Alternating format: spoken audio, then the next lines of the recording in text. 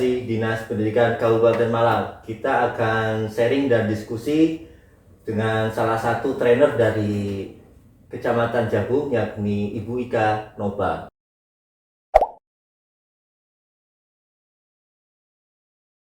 Bagaimana kabarnya Mas Yudi? Alhamdulillah baik juga. Iya. Baik juga.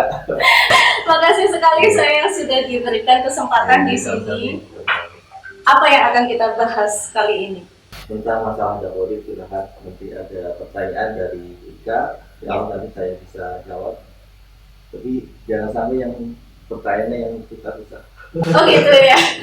Nanti kalau Mas Dede nggak bisa jawab, terus saya tanyanya ke siapa ya? Tanya bisa ke Google saja. Oh gitu. Itu ya dicatat. Iya. Mungkin yang pertama ini kepermasalahan registrasi mungkin ya Mas. Registrasi ya. Iya. Seperti apa sih sebetulnya kan kita tahu kalau registrasi kan ada online, offline, dan pasti teman-teman bertanya sebetulnya yang direkomendasikan itu seperti apa? Nah, untuk registrasi dapodik sendiri itu ada dua cara sebetulnya. Jadi yang pertama bisa menggunakan metode offline jika di lembaga atau di sekolahnya tidak ada koneksi internet ya. Terus yang kedua itu ada metode online-nya. Nah, untuk metode online itu bisa langsung koneksi ke internet. Nah, tapi untuk metodenya yang offline berarti kita harus download profil dulu juga. Tapi di lembaga kadang kebanyakan teman-teman operator itu tidak mengerti bagaimana cara registrasi offline itu. Itu dari salah satu kendalanya mungkin. Nah, untuk registrasi offline sendiri dari situ kita harus download dulu juga, download profilnya dulu, yaitu di website resminya Dapodik ya. Itu dengan download langsung dimasukkan username atau emailnya, passwordnya sama kode registrasi. Bisa langsung download. Nah, untuk metodenya registrasi online, jadi registrasi online itu langsung koneksi ke internet. Jadi itu tanpa menggunakan profil atau download profil. Jadi bisa langsung asalkan dengan syarat internetnya kencang banter biasanya kalau orang Jawa sini gitu. Iya. Jadi langsung istilahnya bisa cepat untuk mendownload profilnya, karena itu untuk download atau registrasi online itu memerlukan lumayan waktu yang cukup lama. Iya, kadang belum 100 sudah berhenti dan diulang lagi. Nah, itu kadang kebanyakan tahun kemarin 2021 kita banyak lembaga gara-gara registrasi online itu banyak yang invali, terutama dari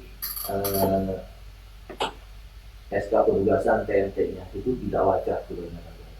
Jadi kemarin ada salah satu lembaga sekolah negeri, PAUD negeri, TK negeri, itu banyak sampai 100 yang invali data gurunya.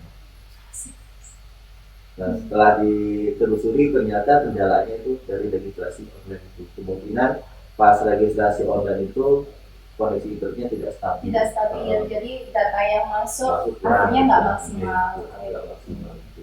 Nanti bisa itu syaratnya yang harus diregistrasi lagi atau bisa tarik data. Atau tarik data di menu Dapodiknya. Nah, untuk tarik data juga ini kebetulan semalam ada yang WA juga ke saya. Itu bagaimana sih Pak cara tarik data? Tarik data itu sebetulnya ada di menu Dapodiknya. Di aplikasinya. Di aplikasinya, di Dapodiknya itu ada menu tarik data. Tapi tarik data tersebut kan berfungsi untuk menarik data dari perubahan dari server Dapodik ke aplikasi atau ke laptop lembaga masing-masing. Itu istilahnya fungsi dari tarik data. Tarik data tersebut istilahnya meskipun ada data yang invalid itu tidak masalah. Itu bisa istilahnya menarik data. Coba ya. Kalau kemarin itu ada yang kendala malah unduh profilnya yang nggak bisa. Iya. Keterangannya? Nggak jalan, betul-betul nggak jalan. Diklik itu nggak ada. Nggak ada muter-muternya loadingnya. Biasanya gini, kan situ ada beberapa link juga. Mungkin ada 20 atau lebih linknya. Itu yang di link di utama. Nah, kalau misalkan yang di utama tidak bisa, langsung ke link yang kedua. Nah, biasanya bisa dicoba aja, tapi untuk beberapa hari kemarin itu memang lumayan loading juga dari websitenya resmi ya. Servernya sibuk atau bermasalah mungkin. Kemungkinan bisa juga seperti itu. Asalkan yang terpenting dari email dan passwordnya itu sudah betul. Terus kalau menurut Mas Yudi yang berarti lebih baik kita yang pakai offline dulu atau online dulu? Kalau lebih aman, kalau menurut saya pakai offline aja. Yang untuk profil gitu ya? Itu lebih aman juga. Tapi ya apa salahnya kita nyoba yang online ya, mau silakan.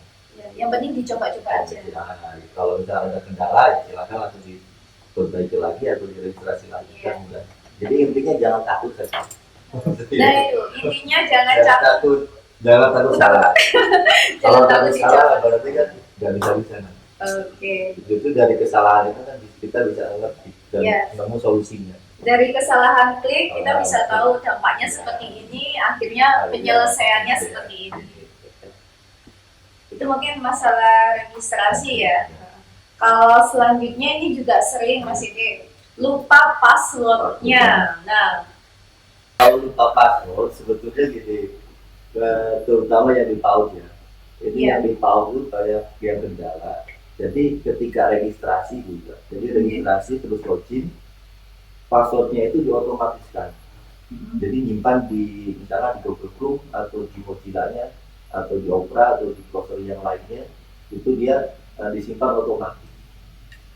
Nah, ketika ada atau di historinya dihapus, kemungkinan si password yang tersimpan di situ ikut terhapus. Tapi saran saya, misalkan password itu coba dicatat aja, baik di buku, boleh di Microsoft Word-nya atau Excel-nya, silahkan disimpan. Nah, untuk solusinya lupa nanti, silahkan dari lembaga sekolah itu membuat surat pernyataan atau surat permohonan reset password. Reset password yang ditujukan ke ada tadi Kabupaten Malang, nanti bisa langsung ke dinas pendidikan, nanti bisa diresetkan sama adminnya dinas pendidikan, insya Allah bisa. Gitu ya. Jadi kalau misalnya terlanjur lupa, berarti solusinya itu kita bisa mengajukan dengan mengirimkan surat pernyataan. Berarti solusi yang terpenting memang setiap OPS lembaga itu kalau bisa punya buku catatan khusus ya Mas ya. Jadi punya buku khusus Dapodik berisi username, password, bisa jadi email PTK juga. Pokoknya data penting yang berhubungan dengan kelembagaan Dapodik itu ada di situ. Lebih bagus juga. Kode seperti itu kan bisa riset emailnya lembaga juga, misalkan dari lembaga ada yang ini email saya sudah tidak aktif, karena kan salah satu email itu istilahnya yang dipakai di Dapodik ya, baik PTK terus lembaga itu masih tidak aktif, wajib tidak aktif, karena kalau tidak aktif itu nanti kalau tahun kemarin itu kan akan ada sim seolah-olah si PTK tersebut atau akun tersebut sudah tidak berfungsi. Padahal hanya kesalahan di emailnya saja. Itu wajib aktif. Itu juga bisa kalau sudah mentok, berarti pakai surat pernyataan. Surat permohonan reset password sama email. Itu termasuk yang itu Mas, apa ya, username password PTK, GTK yang individual itu. Nah, untuk individual ya, terutama yang kemarin kebetulan juga ya, ini bagus pertanyaannya, bagus dari juga. Kemarin masalah akun Siklah juga. Itu banyak itu yang gagal masuk, akhirnya deadline BOP-nya sudah selesai, banyak yang belum bisa masuk ke Siklah. Baik juga untuk akun kepala sekolah. Nah, kemarin banyak saya di WA sama satu kecamatan juga. Satu kecamatan? Iya, satu kecamatan kurang tahu isinya berapa lembaga gitu. Saya di WA suruh riset password dari akunnya kepala sekolah. Gara-garanya tidak bisa masuk akun Siklah. Karena harus akun email kepala sekolah yang aktif. Jadi akhirnya saya sarankan, jadi solusi awal sebetulnya nggak harus ke dinas untuk lupa akunnya kepala sekolah atau PTK ya. Itu bisa dikerjakan dengan operatornya sendiri. yaitu dengan cara di menu guru. Kalau misalkan Tendik berarti kepala sekolah, itu klik menu Tendik misalnya kepala sekolah, lalu di situ ada penugasan. Di penugasan ada menu ubah asuh buat akun. Silakan nanti di situ klik ubah asuh buat akun, nanti muncul passwordnya. Atau misalkan situ kalau sudah terinput dari 2021, 2020 Ya. pasti muncul. Tapi si PTK tersebut lupa biasanya. Kebanyakan seperti itu. Lupa passwordnya apa. Nah di situ bisa diganti saja. Yang terpenting ada simbolnya, terus awalannya huruf besar. Misalkan huruf A, update A ya. Ya. Kalau kemarin saya kasih contoh itu, misalkan A-nya besar, A, B, C, D sampai G, 1, 2, 3, atau terserah dari lembaga. Nah, untuk saran saya dari lembaga itu kalau bisa passwordnya itu disamakan saja. Iya. Disamakan salah satu solusi juga ya ya, buat teman-teman semuanya.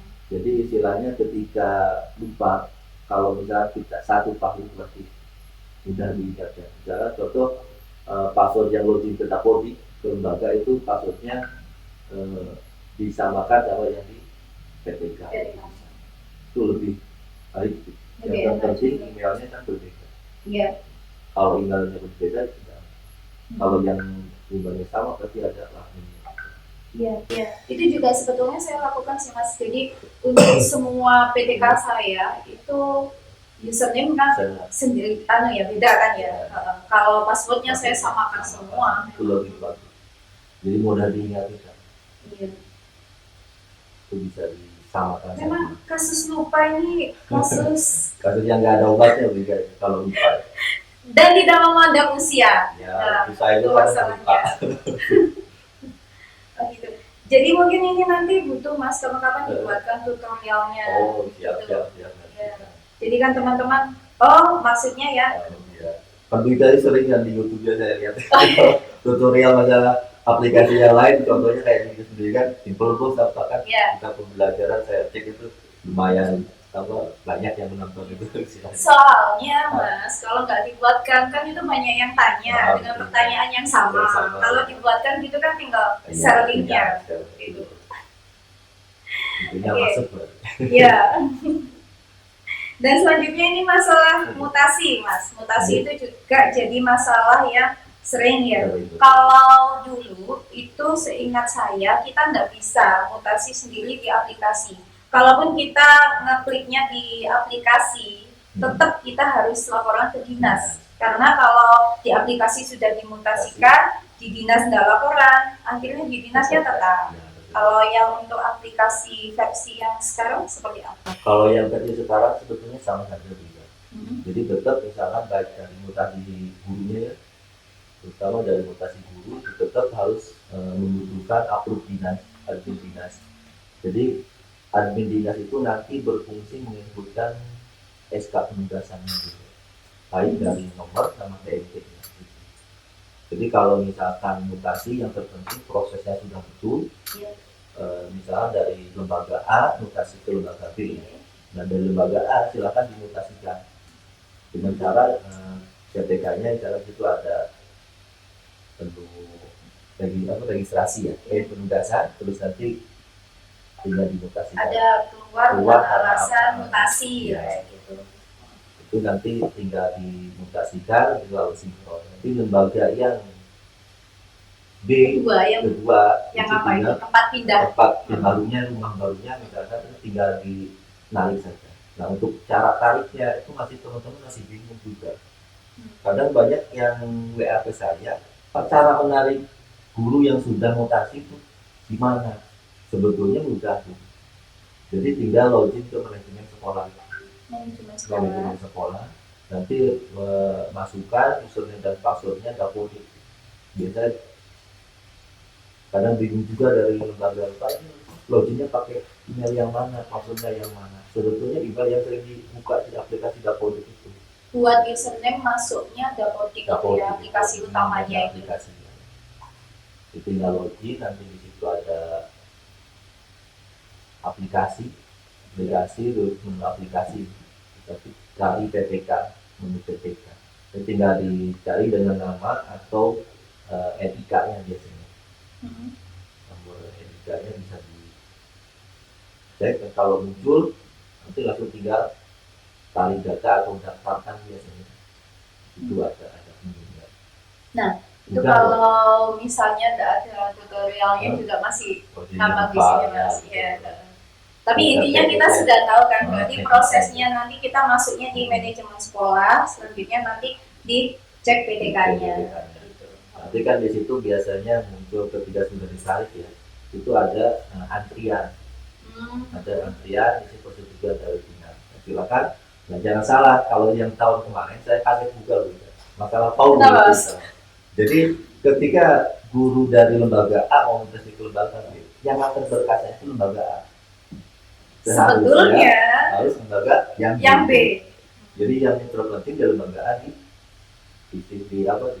mutasi. Jadi tugas kita yang lembaga lama itu sebetulnya hanya memutasikan. Untuk proses selanjutnya itu kewajibannya lembaga B, bukan lagi yang A. Ya. Tapi kebanyakan lembaga A yang lembaga A. Tapi ya itu tidak apa-apa. Berarti kan harus terima kasih dari lembaga A. Asalkan lembaga A-nya mau gitu ya. Iya. Seharusnya prosesnya seperti itu. Gitu ya. Itu berarti tadi sudah masuk juga di tarik data juga tarik ya. Data. Ya, kalau tarik data peserta didik otomatis sama aja ya. Yang sama itu. Yang di aplikasi tadi. Kalau bedanya cuma untuk yang peserta didik, tinggal ketika sudah ditarik data, didaftarkan itu ada aplikasi, terus ada si dapodik sama non dapodik. Apa itu? Nah, di dapodik itu berarti siswa yang sudah terdaftar di dapodik. Kalau non dapodik, siswa belum terdaftar di dapodik. Jadi contoh gini, kalau mutasi berarti kita masuknya ke menu aplikasi, di situ ada dapodik. Siswa tersebut sudah pernah masuk di dapodik. Ya. Jadi kita cukup pencarian dengan nama, dengan kecamatan mana, terus setelah dicari tinggal nama sekolahnya dengan dicari juga bisa di situ. Iya. Jadi setelah ada dari nama sekolah yang sudah muncul, tinggal cek siswa. Tinggal siswanya diklik, nanti klik daftarkan. Setelah didaftarkan itu nanti sekolahan tinggal sinkron saja atau tarik data. Itu otomatis masuk tanpa harus ke dinas pendidikan atau menunggu upload dari dinas, itu langsung masuk. Ya. Soalnya ini kan juga apa ya, kalau untuk jenjang PAUD kan masih iya. Kalau sebelumnya kalau jenjang SD ke atas sudah biasa begini. Kalau sekarang kan KB TK juga dari KB. Sempat ada masalah juga sih masih kecamatan. Jadi agak bingung juga. Terus yang untuk ini ya, dari non dapodik. Nah, dari non dapodik itu berarti siswa tersebut masih belum pernah masuk ke dapodik atau belum sekolah. Misalkan dari tahun ajaran baru biasanya. Nah, tahun ajaran baru itu ada 2 metode pengikutan di aplikasi dapodik. Jadi yang pertama bisa dari aplikasinya. Ya. Yang kedua bisa langsung ke manajemen sekolahnya. Nah, di manajemen sekolah itu kita tinggal menginputkan saja. Menginputkan soal istilah pada formulirnya. Formulirnya tinggal diinputkan nama dan lain sebagainya ya. Setelah itu tinggal disimpan, nanti otomatis siswa tersebut kalau misalkan sudah disetujui sama admin dinas itu bisa masuk di dapodiknya otomatis. Itu secara yang seperti itu lebih optimal menurut saya. Itu maksudnya apa di manajemennya? Manajemen sekolah. Jadi nanti ketika diinputkan itu bisa mendeteksi juga. Iya. Salah satu contoh misalkan sekolah anak tersebut istilahnya dari orang tuanya ini kemarin ada yang kasus ini kasusnya lumayan serius juga ini. Lumayan masih. Kasusnya anak tersebut itu katanya orang tuanya belum pernah masuk di sekolah yang lain. Ternyata setelah diinputkan manual di dapodik, NISN-nya itu ganda. Nah, dengan NISN ganda, setelah laporan ke dinas, ada NISN-nya kok ada 2 saya ganda. Ternyata saya cek itu terdaftar di dua lembaga. Berarti padahal anak tersebut tidak pernah sekolah. Ya, belum pernah sekolah dimanapun. Karena sama saya suruh komunikasi dulu ke lembaga yang bersangkutan itu. supaya dimutasikan saja. Nah, itu salah satu kasusnya. Tapi kalau ketika inputnya di manajemen sekolah, kita langsung otomatis ada proteksinya di situ. Oh, gitu ya? Bahwa anak tersebut sudah terdaftar di lembaga A. Gitu. Nanti ada proteksinya. Tapi kalau di aplikasi sendiri kan tidak ada. Tidak ada, jadi cukup kita mengisi di situ sudah klik simpan masuk. Yang penting isiannya betul kan, titik Iya. komanya juga.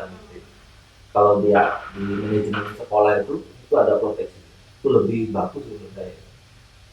Berarti apa bisa ditarik kesimpulan lebih baik kita input siswa baru itu di manajemen Lebih bagus itu kalau menurut saya. sebetulnya. Sebetulnya. Terus kenapa ada di aplikasi pengisian kalau misalnya disarankan ada di situ? Kemungkinan itu kadang ya namanya dari lembaga, ada yang punya koneksi internet, ada yang tidak, atau misalnya dari mohon maaf itu lembaganya misalnya yang di luar sana, misalnya di apa di bukit-bukit itu kan ada Di bukit. jadi Oke. bisa ada apa istilahnya jadi solusi juga kan, dua-duanya jadi solusi juga. Iya. Mungkin kalau lembaga yang kayak di Kabupaten Malang yang dekat misalnya di kota-kota lah Jaringannya bagus lah. bagus, itu mau jalan pakai metode itu lebih bagus. Disarankan lewat yang manajemen. Manajemen itu lebih bagus. Nah, ini masukan juga yang buat semua OPS karena masalah ini kayaknya juga belum tersosialisasikan dengan baik juga kan. Kita juga bingung kok ada isian di sini tapi di sini juga bisa. Itu sudah ada dua metode. Oke, Mas. Alternatif kalau di tol. Ya. Terus ini kan masalah penginputan. Pasti teman-teman itu juga banyak yang lupa masalah cut off, biasanya berkaitan dengan cut off BOP, khususnya yang BOP. Karena untuk tahap 1 dan tahap 2 itu kan pasti ada ya. Pasti ada. Nah, untuk cut off-nya penginputan di semester 2 itu kan berarti Januari sampai biasanya kalau pas kemarin di BOP itu terakhir September gitu. ya, Itu pengambilan data tahap 2 ya. siswa tahap 2 ya, siswanya. Nah, kalau yang di ini berarti bulan Januari, Februari, Maret, April, Mei, Juni, Juli. Kita bulan apa? Bulan 3. Apa nggak bulan 3 kayaknya? Mungkin bisa bulan. Soalnya ini masih belum ada dari juknis yang terbaru. Biasanya kan saya ngecek di juknis BOP-nya. Iya, biasanya ada itu batasnya pengambilan data tanggal sekian, bulan apa, misalnya. Ini masih belum ada. Boleh itu maksimal juga ada yang WA itu. Jadi kayak dari kapan sih Pak istilahnya cut off-nya atau pengambilan datanya, nah, itu masih belum ada dari baik dari Dapodiknya, misalnya dari Dapodiknya kan biasanya ada suratnya juga setiap ada pengambilan data. Yang kemarin juga ada yang PPG itu kan pasti muncul di halaman beritanya Dapodik itu. Iya. Ini sementara masih belum ada, tapi ya kalau bisa secepatnya lebih termasuk itu yang itu ya update yang terbaru versi berapa itu? Itu harus betul-betul istilahnya lebih baik istilahnya kita jemput bola daripada kita menunggu bola. Nanti kan pasti apalagi kerjaan operator mungkin semakin hari semakin berat juga. Iya, dan biasanya kalau sudah mendekati cut off itu servernya jadi sibuk. Nah, betul, itu salah satu istilahnya pembelajaran. Terutama saya juga dulu kan sebetulnya sebelum ke dinas pendidikan itu jadi operator juga. Oh gitu ya Mas. Sampai 5 tahun ya. Jadi istilahnya sudah ngerti bagaimana sih pekerjaan Dapodik, terus kapan sih kita harus cepat-cepat daripada kita mepet waktunya. Pasti kan istilahnya kalau jalan tol itu kalau mepet dari udah mau ditutup pasti kan ngantrinya banyak. Iya, dan kebanyakan memang seperti itu. Jangan dulu istilahnya jangan menunggu sampai hari haknya. Kalau bisa pertengahan lah. Berarti intinya kalau ada info ya sudah segera dieksekusi kayak gitu ya. Nggak usah tunggu sampai batas akhirnya kapan. Kalau batas akhir sampai nunggu pasti di lembaga kan mungkin nggak megang Dapodik saja. Ada yang istilahnya operator yang jadi sama gurunya, ada lagi operator merangkap jadi kepala sekolahnya kan ada. Berarti kan banyak. Saya juga termasuk itu kayaknya. Kadang kan kita memang kendalanya jumlah apa pendidiknya Personil. kurang kan. Kalau untuk jenjang PAUD kan memang nyambi ya Mas ya. Iya. Ngajar iya, kadang juga yang lain iya, administrasinya iya. Nah itu. Apalagi kalau berbarengan dengan seperti yang di dinas misal LPJ, BOP dan yang lain-lain, nah itu kan pasti ada banyak tugas tambahan yang memusingkan. Tapi hari ini sudah banyak informasi yang banyak sekali, semoga bisa bermanfaat ke teman-teman pastinya. Terima kasih juga sudah berkenan hadir di podcast edukasi Dinas Pendidikan Kabupaten Malang. Ya, saya juga terima kasih atas waktunya, kesempatannya, bisa diskusi. Semoga next time bisa lanjut diskusi lagi nih Mas. Dan semoga apa yang kita diskusikan hari ini bisa betul-betul membawa pemanfaatan untuk sobat OKS kalian dimanapun berada. Sampai ketemu di podcast edukasi Dinas Pendidikan Kabupaten Malang. Dan pastinya dengan tema-tema lain yang bermanfaat untuk Anda semuanya. Dan finally, salam satu data.